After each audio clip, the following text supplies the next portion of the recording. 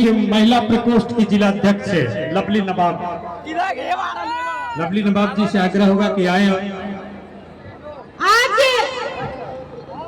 नरपतगंज की धरती, रेणु की धरती, मरहूम तस्लीम साहब जो अररिया के सीमांचल के गांधी कहलाते हैं, आज नरपतगंज की जनता मालिक को मेरा प्रणाम और सलाम।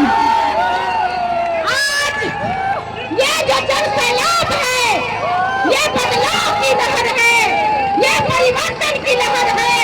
अररिया की जनता जाग चुकी है, अररिया की जनता ने लाठीचार्ज चला दिया है। और सबसे पहले मेरा ये नारा लगाइएगा, इंडिया गठबंधन जिंदाबाद, इंडिया गठबंधन जिंदाबाद, तेजस्वी यादव जिंदाबाद, तेजस्वी यादव जिंदाबाद,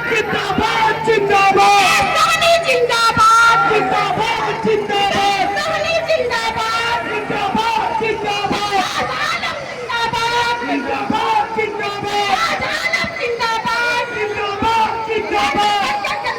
की जनता जिंदाबाद,